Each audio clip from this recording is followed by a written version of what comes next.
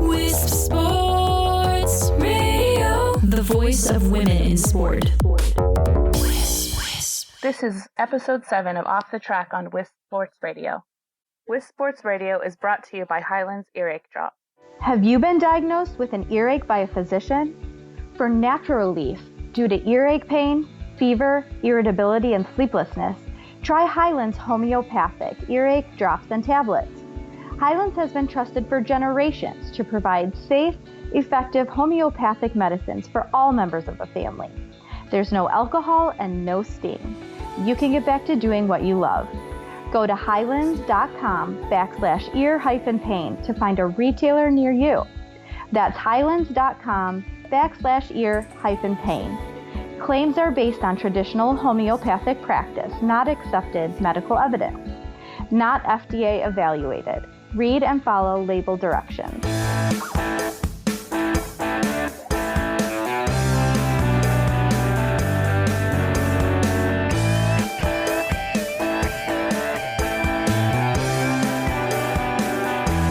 Off the Track is about flat track roller derby featuring exclusive interviews. I'm Mick Swagger, and at Wisp Sports, we believe that women in sport deserve equal coverage.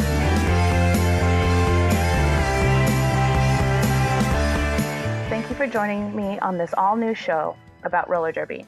Off the Track podcast is hosted by me, Mick Swagger. My pronouns are she, her.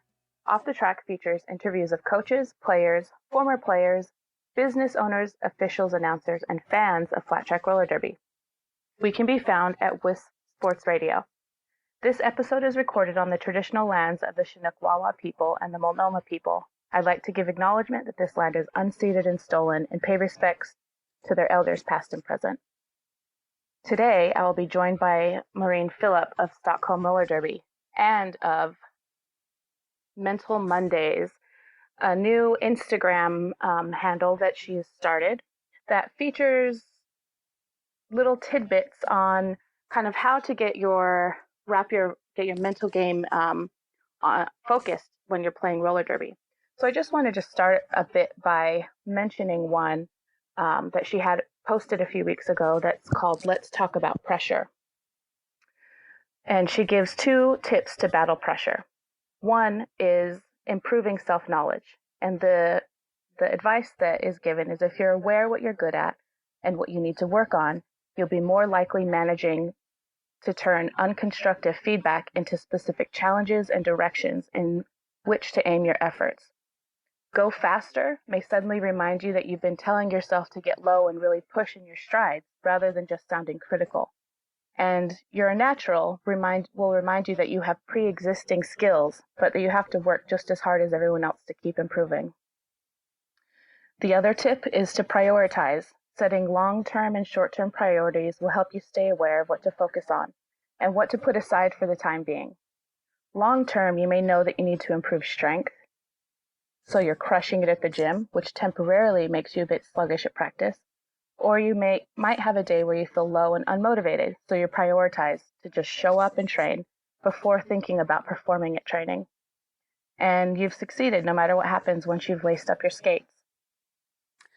Maurine gives tips every Monday, which is really amazing, and has been calling it Mental Monday and also bringing along Fish, who skates for Rainy City, to illustrate kind of what they're talking about each week, which I find really amazing and something that I use as a coach when people ask me, how can I improve my mental game and what can I do in this situation? I don't always have those answers, so I always refer to people that do. And luckily, Maurine has joined me today, and she is a trained sports psychologist, which is really amazing. Maurine, welcome to the show. Thank you so much for having me. I really appreciate you being here. Would you just give us a brief derby bio and list all of the amazing things that you do within roller derby? Let's see if I can remember all the things that I do. So my name is Maurine Filip. My pronouns are she, her. I currently jam for Stockholm Roller Derby All-Stars. I have previously skated in a small league up north and also did on exchange semester in Dublin and skated with them for 3 months. Apart from that, I am on the board of our league. I'm president from this year. And I'm also on the board of the Swedish Skating Association. And I officiate whenever I can. Just recently officiated Swedish champs. That's amazing. And you just completed that this past weekend, right? And can you tell us who won and how that shook out? Mm-hmm. Well, one did Crime City from Malmö in the south of Sweden with a mixed team that they compete with in the champs, comprised of their A, B, and C team players. That's amazing. And so do you ref quite often as well as skate? I try to ref as often as I can. It's hard to allow myself to travel for officiating as well, since I do go to tournaments and to the US about once a year. But if there are home teams that I can officiate, then I try to be there. Yeah, so you do it all basically in roller derby. You're on the organizing side, you're a skater, you're a ref, and also you were the sports psychologist for the men's Swedish national team as well. Is that right? Yes, that's correct. Amazing. Like I mentioned before, I use your Mental Monday post all the time as a coach, and I really appreciate that you put that out there. Can you tell me what prompted you to start sharing those tips and what the response has been? Absolutely. I started out because I've studied psychology. I have very theoretical knowledge that is not always easy to apply directly. And so the type of skills and knowledge that I had and wanted to share, it was just very hard for me to share. So it actually started out as just a challenge to myself to simplify the things that I had into, as you said, like tidbits that were easily understandable and directly applicable.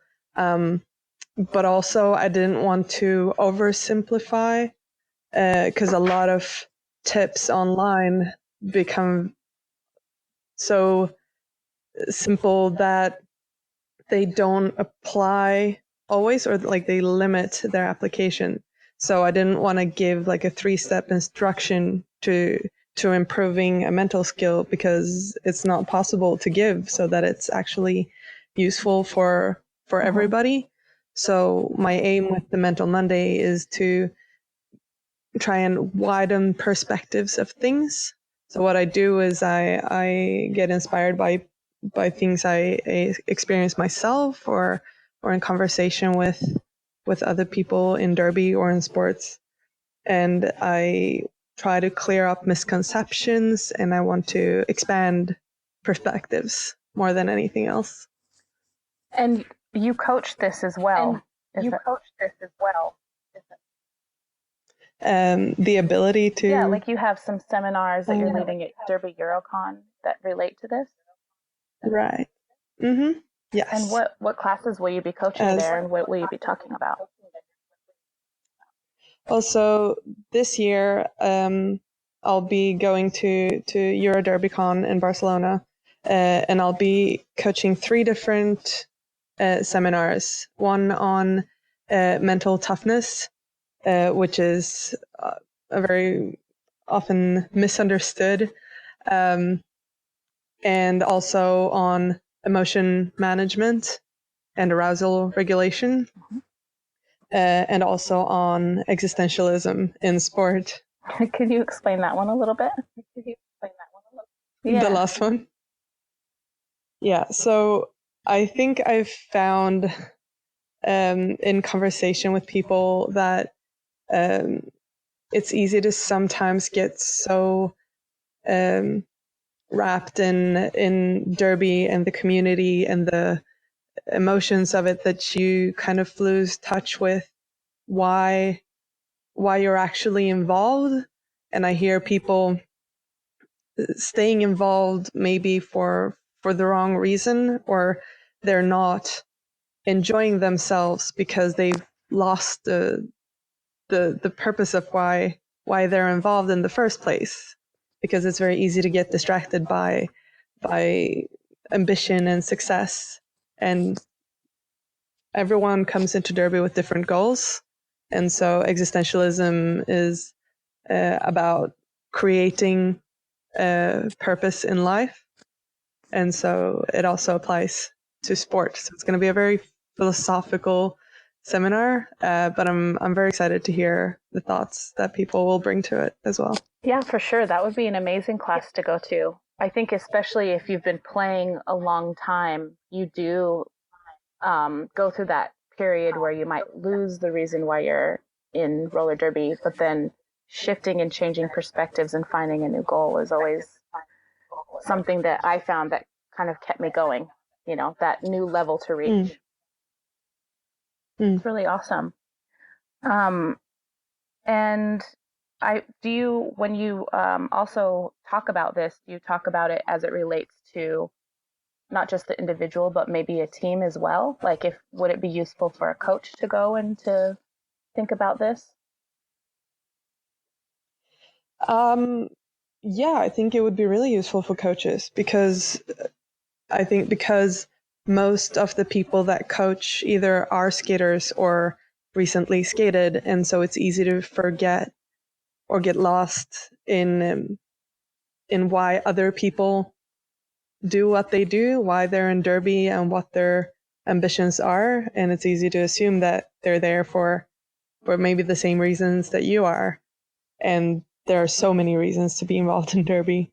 And so if a coach manages to encourage skaters to explore their motivation behind their involvement, then you can help them stay involved for longer rather than quitting because they just don't feel happy and they can't put their finger on what the reason behind that is.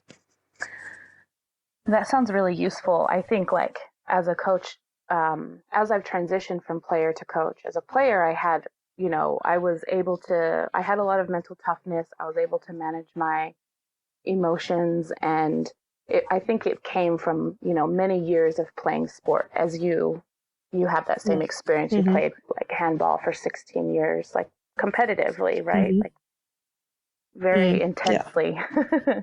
And as you have that background and that experience and you come into roller derby, you're surrounded by, there are other people that have that long-term sporting background, but the majority are new to sports and their first sport is roller derby. And so as a coach, like trying to help individuals navigate that, how to bring people together as a team, I always found really challenging. And so I've always sought outside help, whether that's, reading a lot of books or recommending books and podcasts. On Team Aotearoa, we brought in the sports psychologist for their national netball team, which was really amazing and useful because, he had years of Olympic experience. And here we were, this, young team going to a roller derby championship or roller derby World Cup. And he was really able to draw from, his professional background, but then also the experience of that, which is really great. And so you have both. You have that professional experience and that you're applying now and are a player. That's pretty special. Yeah. Do you use those skills when you're for Stockholm, like on your home team or on your all-star team? I use them a lot with myself as much as I can. In terms of my teammates, I try to stay available as much as I can. So if someone wants to talk to me, then I do hope that everyone on my team know that they're more than welcome to. And whenever I can, I try to help out and just listen, because a lot of the time it's just being able to vent your concerns or your thoughts without feeling judged by a peer. But also, it's the mental side of things. It's hard to enforce if people don't want to. So it's nothing that I would recommend or nothing that I do. Like, people have to be ready to search inside themselves. And I guess this is also where the existentialism come in, like to try and urge the desire to explore yourself and to not be afraid, because a lot of the time it's people being afraid of what they might find, because what if they find that they actually really dislike doing what they do, and quit. So yeah, then you would go into crisis of like, oh, it's my identity. What do I do now? Yes, I've definitely been through that. I'm sure everybody that plays derby has, where you're just like, you've been playing for so long, and then you pop your head up and think, should I keep going? What's next? Or should I move on? And to not evaluate that as you go can be damaging. Yeah, I've been there too, and but keeping your head in the sand is not really helpful. It just makes like the final crash that much worse. Yeah, for sure. Did you talk about that at all? Because you wrote your master's thesis. Can you explain, what you wrote your master's thesis on, and if you use this kind of information in those questions? Well, so my master thesis was inspired. Well, it was on derby, but it was inspired by my initial experience in derby, because coming from conventional sports where I was never asked about my opinion, I was never asked to be involved, and my own fascination with how much more motivated I was doing sports because I was involved in it. And so reading up on motivational theory, I found a lot of answers behind why I was feeling so much more motivated doing derby than previous sports, because I was involved in the organization and structuring of it. So I was involved in building the sport in a way, or building the league, and so by being involved in creating something, you also get a different kind of ownership of it, and it leads to motivation. So the thesis, which is also in English and available if anyone's curious, is connecting different theories on motivation and on peer motivational climate. Because in derby, because we coach ourselves most of the time, and there are coaches in derby, there are very good coaches, but most of the teams don't actually have coaches that come and coach every single practice. So we create a totally different peer motivational climate than other team sports do, that are coached by a different type of authority, which I think connects to the motivation that people feel in derby. Yeah, absolutely. Whether that's individually or collectively. Mm-hmm. And in your thesis, you interviewed many of the top teams. How many responses did you get in that? So there wasn't interviews, but there were forms. So I sent out questionnaires to all the top the teams that qualified for playoffs in 2016, and I had 255 skaters from those top teams respond. And my initial question was whether or not the motivational climate could explain whether or not a high-level team was successful or not. And I didn't really end up explaining performance per se, but I found a lot of other interesting connections. Yeah. Yeah, I am sorry, I did not fill that out, and I was on one of those teams. But I remember, like, I was literally going through my own existential crisis and playing Derby when we received that, and I was like, I don't think I can answer these right now, otherwise I'm not going to be able to actually play these games. But I really appreciate the work that went into it, because I think it is a really interesting topic, and the deeper, or like the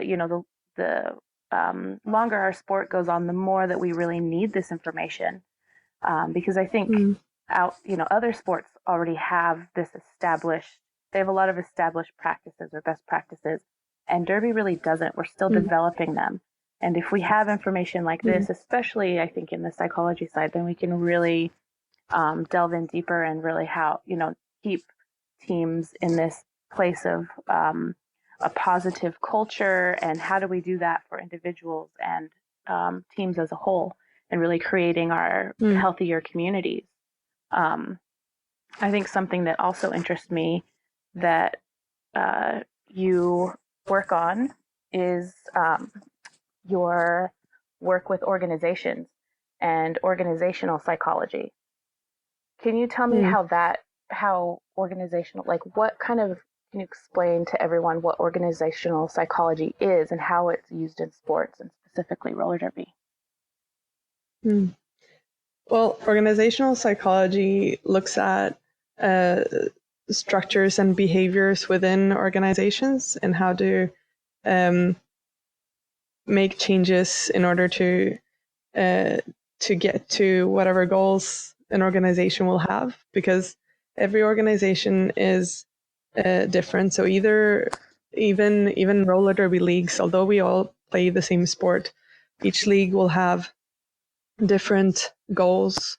Each league will have different resources and different possibilities depending on what kind of skills and competences in your league at the moment, the ambition of the individuals, the geographical location of your league, and all of this affects how best to structure and organize your league in order to reach your goals. And so that's why it's very hard to give generic recommendations when people ask, because there are so many factors involved. But I really enjoy it because a lot of the time we are looking a bit for quick fixes when something doesn't work, when we're not performing as we want to, when people don't feel well or don't feel welcomed in a league, or whatever reason. We try and find an immediate fix for this, whilst if there was time and energy to go in deeper, you could create structural changes that helps you not having to do those quick fixes over and over again to fix the same problems when they occur. And that's what I want to do. I want to fix a problem once and then save that energy into going forward, rather than having to redo the quick fixes over and over again. So it's pretty much just laziness from my side, I think. I don't know. I feel like maybe everybody has that tendency, because they're, like as I coach around various leagues, I also talk to their board and their executive committees and talk about policy, reviewing policy and systemic change and cultural shifts. And those are all things that I really care about. And I can talk to them from experience, but having this layer of like, someone with their master's degree in organizational psychology, or who knows to that level how to really affect systemic change in a sporting culture, is really interesting to me. So do you think that because roller derby has like a lot of leagues are run by people that are skating, and it's this kind of like, I don't really know all leagues. Like, I don't think that there's any research done on how often the boards change, but I would say most leagues, like every few years, your board is shifting and changing, and goals seem to shift and change, and the mission may be the same, but I'm not sure if the board really keeps reflecting back to what that mission is. And so there's all of those things like, oh, the attendance policy isn't working because we have skaters that are, now coaching internationally, or we have skaters that are, flying in to see us or driving in to see us. So we're going to change the attendance policy. But, every year that kind of stuff gets changed. And then there's a lot of tension that could happen as relates to attendance, because every league is so obsessed with attendance, as we should be, because you want people at your practices. So can you speak a little bit to that, in kind of how to create fundamental change and, how to get that good foundation with people that are kind of shifting in and out every few years? Well, I think there's the conversation that I most often get into is the one between the ability to change your goals and how you go about working in a league, depending on who is currently in it, and the comfort of more rigid structures where you always know what's happening, but it also hinders change and development in a way.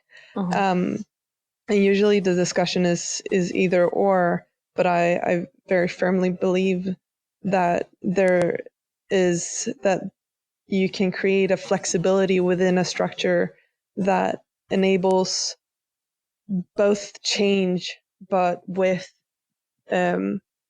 structure, in order to, because people think that if that a structure is only rigid, and if you have it, you will, like without a structure, you have freedom to change, and that becomes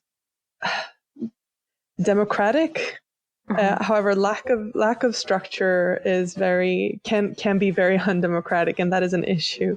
But people think that if you vote on everything, for example, in a league, then that is democracy, and it's not necessarily the case always, because sometimes votes are being done instead of conversation, and instead of trying to find alternative ways of doing things and ways of having more people included, which I also understand because it's very time and energy consuming. So just having a vote when you figure you have a majority for something is the easy way to go, but then you also exclude people. Absolutely. You're excluding any voice of dissent or any voice that abstains from that vote. And those are probably the most important to listen to, because they're going to be your marginalized folks. And so I guess this is also one of the reasons why I'm so excited to be involved with the organizational part of Derby, because I see it being created from this do-it-yourself, by the skater for the skater type culture. But as Derby grows, we have more people that come from conventional sports, such as myself, that find that they want to play a sport, and people that disagree and want change and want to keep the do-it-yourself and the flexibility, they hold back. When things could be easier when you have an authority that just decides. And sometimes this is true, but not always. But the discussion tends to become very black or white. Yeah. I feel like being a part of a few different leagues, I've noticed that the organization side either is really important to some leagues or really isn't, because skaters don't want to go to a meeting on top of their practices, but they're, like when I was in Gotham, these meetings were required and they were attended by everybody. Like, unless you were, your kids were ill and you didn't have support to take care of them, or if you were, ill and couldn't make it, you were at those meetings, and people like moved their work schedules around and all of these things because the organization of the league really mattered to everybody, and it was really important to get everybody's input. And I really appreciated that, because at first, I kind of was like, grumbling, like, I got to get off work in Manhattan at like 5 and like get over to Brooklyn, and it's this and that with traffic. But in the end, that's not the stuff that matters. What matters is being able to have a voice within what's going on in your organization, and participating and to be included in that process. And then I've been in leagues that people would rather skate. They don't want to come to the meetings, and because of the lack of just interest or whatever, executive committees end up making more decisions than really the skaters are participating in. So it's interesting seeing those cultural shifts happen, either rapidly or with intention and slowly. Yeah.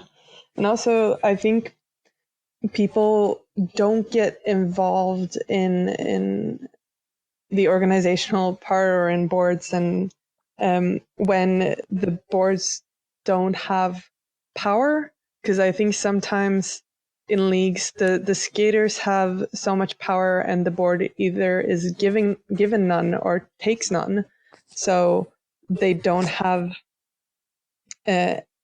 any formal input. So why would you put your time and energy into going to meetings when you feel like as a part of a board you would still have no control or no power to change anything?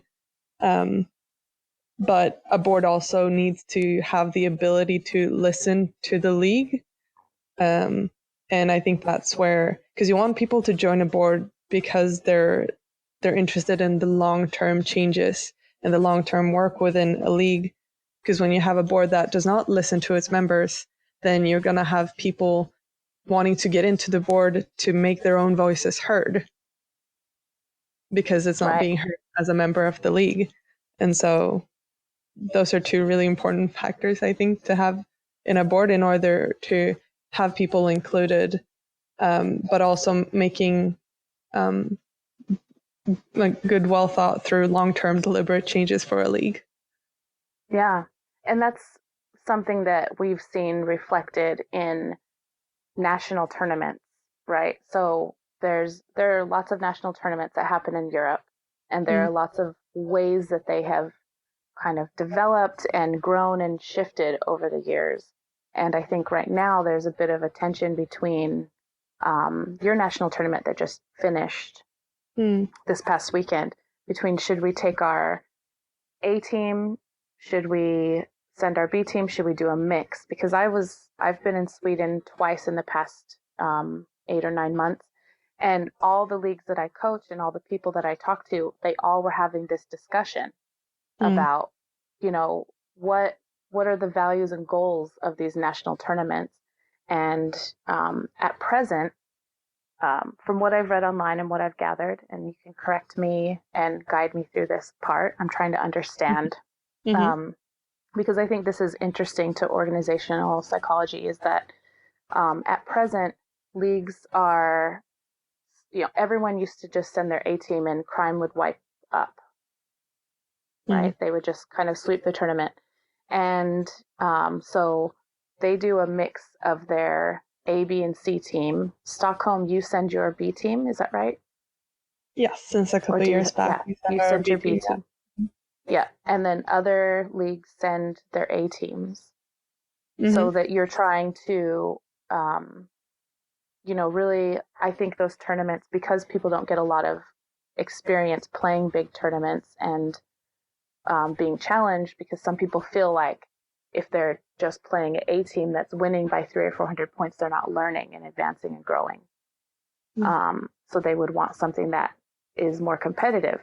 And then also, I think the mindset of sending your B team rather than your A team would be the same. I would want my B team to get that experience, that tournament play, and be able to move through this. How long is your tournament, your national tournament? How long it's been going on for? Or no, sorry. How long is the season of it? Is it 3 or 4 months? It starts. Well, it varies a bit from year to year. It's been somewhere mid fall to June, July. So, Mm. So that's like 9 months, 8 or 9 months of a journey of a skater and a team kind of learning and gelling as they grow and being a part of that. And if you're on an all-star team that's going overseas and invested in playoffs and champs, to also invest in that would be quite a lot of time and, resources and personal finances to get there. Yeah. So can you explain to me, now being on the Swedish Skating Association, kind of what you all are looking at as far as organization of this tournament, and if they're, because there's lots of input about how people want it run, but how are you guys going to deal with it? Well, I'm very aware of my different kind of roles in this situation because I am on the Skating Association board, but I'm also a member of a league that this applies to. And what I really admire about the Skating Association, having let Derby into it along with other sports like short track and speed skating on ice, is that they put a lot of effort into listening to Derby leagues. Like, there's a lot of respect to the do it yourself, by the skater, for the skater ethos, and it's not the easiest thing to do because obviously every league in Sweden has different goals and different ambitions and different starting points and levels, and so trying to hear everyone out and keep everyone happy is pretty much an impossible task. So I remember when I was part of Umeå Roller Derby, the small league up north where I started, and I went to a first networking meeting with the Skating Association and all the different leagues across Europe, across Sweden, and we were discussing the shape of the first national divisional series, and I was thinking that obviously these big leagues like Stockholm and Malmö were very concerned about how much effort they would have to put into having their best skaters compete throughout the year in order to get to the Swedish champs that are at the end. And for the first couple of years, it was pretty much Sweden, Stockholm and Malmö smashing teams a couple of 100 points throughout the season to then play a really tight final game. And it made no sense. But for the smaller leagues, it was more about playing other teams on your level and developing and kind of being a part and getting a chance to see your own development throughout the year, and hopefully improving from one year to the next and advancing in the different divisions. So that would have really helped. I mean, your two teams, Stockholm and Crime City, having that, lots of practice and being able to compete against each other before then going overseas and playing other teams. I can see how that at that time would have been amazing. Well, the problem at that point was mostly that the players would have had to, as you were saying before, like not only travel for their tournaments, but also for the tournaments with the sanctioned play abroad, they would also have to travel around Sweden in order to send their best charter to the championship final and play each other and hopefully get win the gold. And so it was because the level of the leagues in Sweden is so different. There was a lot of different kind of ambitions and goals for the divisional series, which is why it was so hard to organize and why it's now kind of up in the air and for discussion, because teams have all found their different ways of solving what is happening, and it's not quite working. And so we actually have a scheduled meeting in August, and I'm going as a representative for my league rather than for the skating association this time, to join the discussion and see how we can make changes to the play so that it's constructive and it gives something good to Swedish derby, rather than being an obligation and a chore and not functioning. Yeah.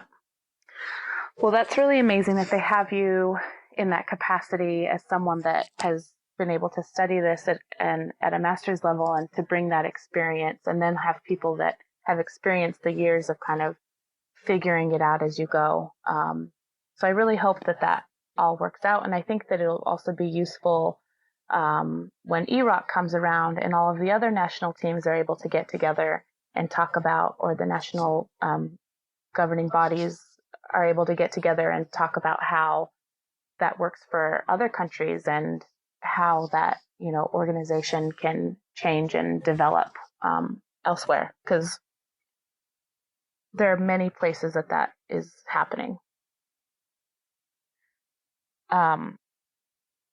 So I really appreciate you coming on today. I feel like there's so many places we can go and so much more we can talk about.